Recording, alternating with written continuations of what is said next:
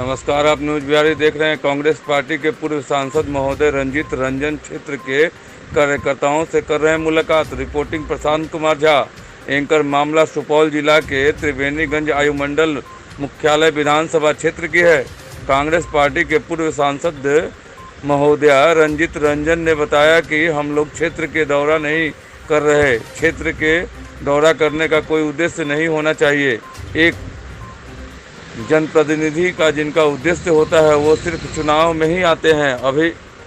अभी बरसात का समय है, बाढ़ का समय है, महंगाई चरम पर है। वहीं विपक्ष निशाना साधते हुए बताया कि अपनी एक अल्यूमेंट किया है कि देश की हालात में ऐसे ही 6 लाख करोड़ लेने के लिए देश की संपत्ति लीज पर दे रहे हैं। पहली बार सुना है कि पहली बार समझना है कि किसान हालत बद से बदतर है। दूसरी तरफ युवा बेरोजगार हैं। महंगाई किसान पर कितना असर पड़ रहा है, आवाम पर कितना असर पड़ रहा है। क्षेत्र में जिसकी हालत बन गई है बद से बदतर। हम लोग क्षेत्र के लोगों को मिल रहे देश की हालात विषय विचार विमर्श कर रहे हैं। आचार्य नहीं होगा तो जिस घर में हम लोग जैसे बैठे तथा इस घर के मोदी साहब किराए पर दे रहे हैं। पता चल रहा है कि अडानी साहब आकर हमारे घर का किराया मांग रहे हैं। वही जाति जनगणना की बात हो रही है। मोदी साहब को मानने लगे हैं कि जब आप लोग सत्ता में हैं तो जाति जनगणना के लिए मोदी साहब को मनाने की क्या ज़रूरत है। इसका मतलब यह है कि आप लोग अनमन है। जब आप पूर्ण रूप से सत्ता में हो तो बिहार के विशेष राज्य का दर्जा क्यों नहीं मिल पाया। लेकिन अब क्या हुआ, बिहार विशेष राज्य की दर्जा तो छोड़िए, सत्ता में रहकर भी कुछ नहीं कर पाए। नीतीश कुमार आ जाए, सुनते हैं क्या कुछ कहते हैं कांग्रेस के पूर्व सांसद महोदय रंजीत रंजन की जुबानी। आइए देखिए क्या कहना है। आप क्षेत्र का दौरा कर रही हैं, क्या पर्पस है आपका, मुख्य उद्देश्य क्या है आपका? देखिए, क्षेत्र में दौरा करने का कोई उद्देश्य नहीं होना चाहिए एक जनप्रतिनिधि का। जिनका उद्देश्य होता है वो चुनाव में आते हैं। क्योंकि अभी बरसात का टाइम है, बाढ़ का टाइम है और महंगाई चरम पर है। अभी भाजपा ने एक और अनाउंसमेंट कर दी है। देश के हालात ऐसे हैं कि 6 लाख करोड़ रुपए लेने के लिए वो देश की संपत्ति को लीज पे दे रहे हैं, किराए पे दे रहे हैं। पहली बार ये सुना है, समझा है हम लोगों ने। एक तरफ किसान की बदतर हालत है, दूसरी तरफ युवाओं को रोजगार नहीं मिल रहा है। तो निश्चित तौर से क्षेत्र और ज़िले और ख़ासकर जो रूरल एरिया है वो ऐसी जगह होती है जहाँ से एक मुश्त सरकार को वोट मिलती है और लोग जीत कर प्रधानमंत्री बनते हैं। उनके जो हालात है सबसे बदतर है। तो निश्चित तौर से हम लोगों का निश्चित ये रहता है कि लोगों से मिले, बात विचार करें, विमर्श करें। आखिर महंगाई से किसानों पे कितना असर पड़ रहा है, आम आवाम पे कितना असर पड़ रहा है, एक ग्रामीण युवा पे कितना असर पड़ रहा है, महंगाई का कितना असर पड़ रहा है। तो विचार विमर्श कर रहे हैं।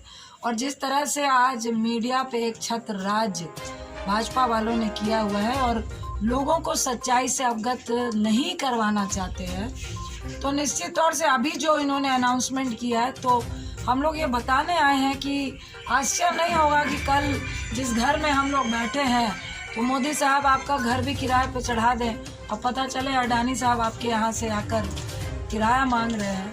तो ये कोई आश्चर्य की बात नहीं होगी। तो जो देश के हालात है उसका विचार विमर्श करने के लिए लोगों के पास जाना और उनसे चर्चा करना महत्वपूर्ण है।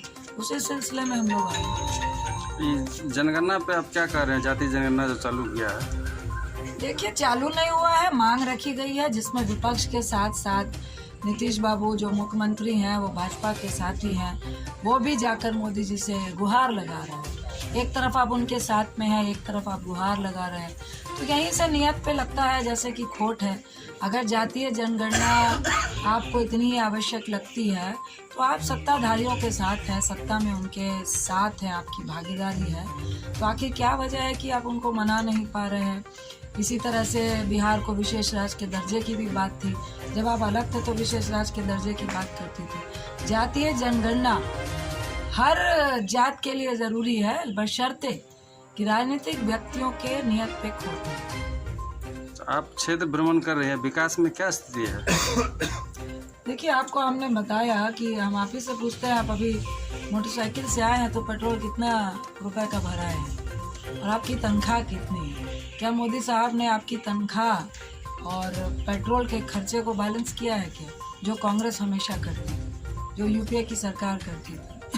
आज अगर आपका तनख्वाह 20,000 है और आपका खर्चा कांग्रेस के वक्त अगर 12,000 था, तो आज की तारीख में अगर तनख्वाह 25,000 है तो खर्चा आपका 45,000 मोदी साहब ने कर दिया है, क्योंकि अडानी अंबानी का भी खजाना भरना है। तो जो सिचुएशन है उस पे आप विकास की बात तो छोड़ दीजिए, जो अपने घर का विकास या अपने घर का पेट भर रहे थे, जो 2 रुपए की नौकरी कर रहे थे, आज करोड़ों लोग की नौकरी भाजपा सरकार के आने के बाद चली गई है।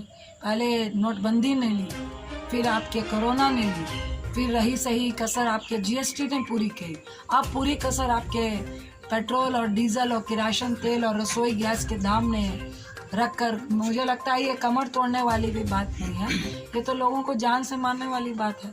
आप ही बताइए, 450 रुपये सब्सिडी का सिलेंडर, यही भाजपा वालों को महंगा लगता था, और आज सब्सिडी भी हट गई है, ऊपर से हर बार 50 रुपये बढ़ा दिए जाते हैं। मुझे लगता है लगभग 950 रुपये, 1,000 रुपये गैस सिलेंडर का दाम है। कहाँ गई सब्सिडी, कहाँ गई उज्ज्वला योजना?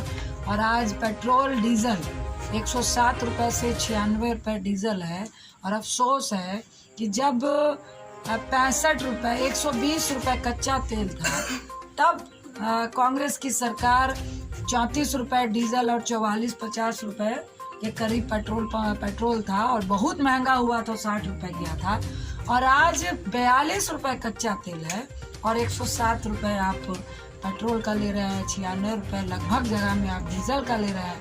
किरासन तेल का रेट हमको लगभग 1.5 गुना हो गया है, दाल का रेट लगभग 1.5 गुना हो गया है, प्याज का, टमाटर का, आलू का 1.5 गुना हो गया है। अब दूसरी तरफ आप विकास की बात बोल रहे हैं। आप अपने घर में अपने पत्नी से पूछ लीजिए कितना विकास हुआ है, हमसे पूछने की जरूरत नहीं पड़ेगी। नमस्ते, हमारे न्यूज़ को अच्छा लगता है तो वीडियो को शेयर कर दीजिएगा, और अगर आप यूट्यूब पर देख रहे हैं तो सब्सक्राइब कर दीजिएगा, साथ ही बेल आइकन को दबाना मत भूलिएगा, और अगर आप फेसबुक पर देख रहे हैं तो हमारे न्यूज़ को लाइक, कमेंट और शेयर कर दीजिएगा। धन्यवाद।